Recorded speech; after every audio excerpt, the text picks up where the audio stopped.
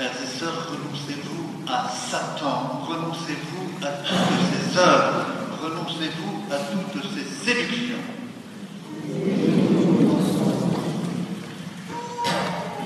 Cet après-midi, j'aurai la joie de célébrer l'appel décisif des catéchumènes qui vont être baptisés dans la nuit de Pâques. Ils se préparent pendant tout ce carême à renoncer à cette renonciation à Satan et à toutes ses œuvres et à toutes ses séductions. Et nous-mêmes, chers amis, dans la nuit de Pâques, eh bien, nous renouvellerons la promesse de notre baptême, la promesse de mettre nos forces dans ce combat contre le mal. En ce premier dimanche de carême, l'Église nous invite à contempler Jésus tenté par le diable. Dans son humanité d'homme, Jésus, le Fils de Dieu, est soumis à l'assaut du démon, de l'adversaire, de Satan, comme jamais, comme jamais. S'il y en a un parmi tous les êtres humains de toute l'histoire qui a été attaqué par le démon, c'est bien lui, c'est bien lui. Et les premiers chrétiens d'origine juive, qui étaient pétris de l'histoire du salut, de toute la Bible, voyez bien que toute l'histoire du peuple n'est que cela, que cela. Ils suivent le chemin que Dieu leur a tracé par sa loi de vie, sa loi de bonheur, choisie, la loi de vie, la loi de bonheur. Et tout le temps, ils étaient tentés par le mal, jusqu'à même tenter de revenir un jour dans cette situation d'esclavage. Donc, le livre du Deutéronome nous dit aujourd'hui qu'ils étaient réduits à la misère, à la pauvreté. Tentation de revenir à toutes nos aliénations, à notre misère humaine, à notre péché. Eh bien, Jésus, toutes ces tentations, dans son humanité, cette séduction du mal, cette séduction du Satan, du diabolos, du diviseur, de l'adversaire, il les a prises sur lui, toutes nos tentations, d'une certaine façon. Et il a été confronté dans un véritable combat avec le diable. Il a dû lutter contre les séductions de Satan. Nous y reconnaissons, frères et sœurs, notre propre combat. Nous y reconnaissons surtout, le combat toujours actuel de Dieu lui-même en notre humanité, le combat contre les forces du mal. Frères et sœurs, puis-je aujourd'hui parler des séductions de Satan? Puis-je parler du combat de Jésus contre les tentations?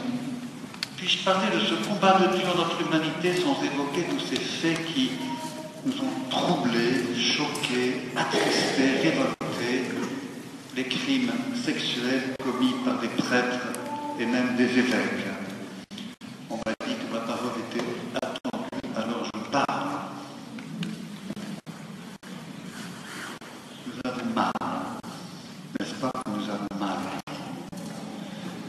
Nous avons mal pour chacun, pour nous-mêmes, bien sûr, dans notre foi. Nous avons mal pour notre Église que nous aimons et dont les fautes sont comme ça étalées sur la place publique. Quelqu'un me disait, c'est comme si celle que j'aime, on étalait tous ses défauts à la face de la terre. Et puis nous sommes en colère contre ceux qui ont commis ces fautes. Nous avons mal surtout pour les victimes. Pour les victimes. Leurs paroles se libèrent. Je reçois encore des mails de ces victimes, pas forcément du diocèse, mais d'ailleurs. Leurs témoignages nous révèlent que l'on ne guérit pas de telles blessures. Il suffit d'un seul abus pour blesser une personne d'une blessure qui ne se refermera jamais. Ces actes doivent nous faire horreur. 3 réflexions rapidement. Premièrement, regardez ce mal en face. Il nous fait horreur. Le reconnaître même à l'intérieur de notre Église, ce sont des crimes horribles. Et ils nous font crier « Pitié, Seigneur, pitié, Seigneur ». Nous avons honte. Après la condamnation du cardinal Barbarin, je reçois des messages, des lettres, des invitations à réagir, à ne pas nous laisser faire. Eh bien non, ce n'est pas d'abord de notre institution qu'il s'agit de défendre, mais il nous faut regarder le mal en face, le démasquer pour mieux le combattre. C'est la première réflexion. La deuxième, pensez bien que j'essaie de comprendre qu'est-ce qui se passe. Et donc il nous faut, avec le pape François en particulier, qui nous a écrit une belle lettre l'été dernier, j'imagine que lui, il a la vision planétaire de tout ce phénomène. Alors il nous faut discerner ces événements à la lumière des Écritures. Et nous découvrons encore une fois que ces crimes sont ceux d'un peuple, le nôtre, du Premier Testament, que ces crimes font honte à Dieu et qu'il déchaîne sa colère. Devant ces crimes, les prophètes, qui sont les porte-paroles de Dieu, annoncent l'épreuve de vérité, le jugement. Dieu vient purifier son peuple. Il y a tous ceux qui, avec raison, sont troublés et éprouvés aujourd'hui dans leur foi. J'ose dire, n'ayez pas peur, gardez confiance. Dieu purifie son Église, c'est ma conviction.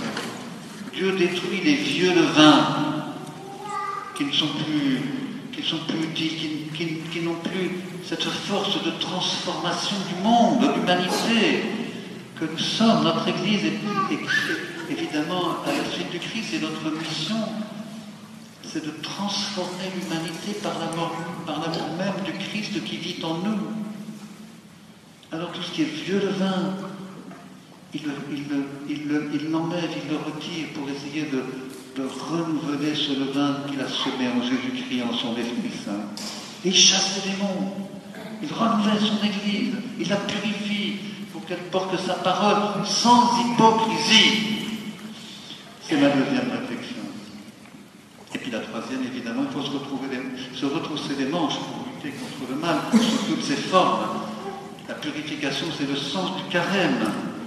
Nous sommes appelés à une conversion, à nous laisser purifier. C'est un combat, c'est le combat contre Satan, c'est le combat contre le tentateur, à l'intérieur de l'Église, mais aussi à l'intérieur de chacun de nous. Je conclue en citant le pape François, dans son discours à l'Assemblée des archevêques de Rome, à Rome. L'esprit du mal se sent le maître du monde. Derrière tout cela se trouve Satan. Nous devons prendre des mesures spirituelles que le Seigneur lui-même nous enseigne. Humiliation, accusation de nous-mêmes, prière et pénitence. Revenons au récit de la triple tentation de Jésus aujourd'hui dans l'Évangile. Ce récit s'achève par ces mots. Ayant épuisé toutes les formes de tentation, le diable s'éloigna de Jésus jusqu'au moment fixé. Vous le connaissez, ce moment. Vous le connaissez. C'est celui dans lequel nous marchons pendant tout ce carême. Le vendredi saint. Le vendredi de la passion. Le vendredi de l'humiliation du Fils de Dieu. L'humiliation de sa crucifixion. Le moment de son agonie. Vous savez que ce mot signifie le combat des gladiateurs dans l'arène romaine. L'agonie de Jésus. Le combat ultime contre le diable, contre le Satan. L'ultime combat. Il connaîtra l'angoisse, nous dit saint Luc, jusqu'à suer le sang. Jusqu'à suer le sang. Tous ceux qui sont médecins savent que C'est le paroxysme de l'angoisse quand la sueur se transforme en sang. Qui va gagner, frères et sœurs? Qui va gagner? Satan ou le Fils de Dieu? Il y a comme un suspense à ce moment-là. Le diable doit se réjouir. J'ai gagné! J'ai gagné! Regardez, il est mort, le Fils de Dieu. Il saigne de tout son sang, il se vide. Il y en a qui ont dû bien rire. Sauve-toi toi-même, si tu es le Fils de Dieu. Sauve-toi toi-même. Humilié jusqu'à une apparente défaite. Même les apôtres ne comprenaient plus rien. Ils n'osaient plus s'approcher. Ils regardaient de loin. Même ses plus proches étaient dispersés par Satan, par le Satan. Il avait même réussi à faire que le grand chef, celui qu'il avait choisi, le trahissait. Qui va gagner? C'est notre foi de chrétien. Il a gagné, le Fils de Dieu, mais pas à la manière des puissances humaines. Il a gagné par la puissance de l'amour. Ces armes sont pour nous celles qu'il nous a livrées, celles qu'il nous a données, quand il nous dit « Veillez et priez pour ne pas entrer en tentation ». L'arme de la prière, l'arme de la parole. Vous savez qu'aujourd'hui, Patrick, nous vous déposons ces armes. L'Église vous remet ces armes, les armes du Christ lui-même. Il la remet à tous les baptisés. Mais aujourd'hui, justement, vous serez au service pour apprendre aux baptisés à se servir de ces armes dans le combat contre Satan et contre le démon. Cette arme de la prière communautaire, de la prière fraternelle, de la prière qui fait grandir en nous l'amour du Christ même vivant aujourd'hui. Et l'arme de sa parole, la parole de Dieu. C'est lui-même, il nous a montré l'exemple dans ce récit de la tentation. La parole de Dieu. Frères et sœurs, mangez cette parole, partagez-la entre vous, nourrissez-vous en famille, en petite fraternité, en équipe. Sinon, vous ne tiendrez pas le coup dans votre foi chrétienne et dans votre vie chrétienne. Ce n'est pas possible sans cette arme de la parole de Dieu et du Christ et sans cette prière quotidienne. Voilà, Patrick, vous allez recevoir solennellement, vous les avez reçus, il y aura encore celle du sang du Christ, de cette coupe et de ce pain de vie. Voilà. Dans une église qui est une pauvre église, et qui ne se laisse pas abattre, vous êtes là. Quelle merveille que vous soyez là. C'est un miracle permanent que l'Église continue à se réunir chaque dimanche. Mais elle a besoin de cette nourriture vitale. Et vous avez été choisi. Alors je vous demande d'exercer ces ministères institués de lecteurs et d'acolytes comme des exercices cette année, pendant un an, sous la responsabilité de votre curé, le Père Benoît de Labre. Je ne vais pas donner d'orientation particulière, mais au moins une. Je sais que vous traversez la France dans tous les sens, que vous n'êtes pas forcément toujours présent à Martigues, etc.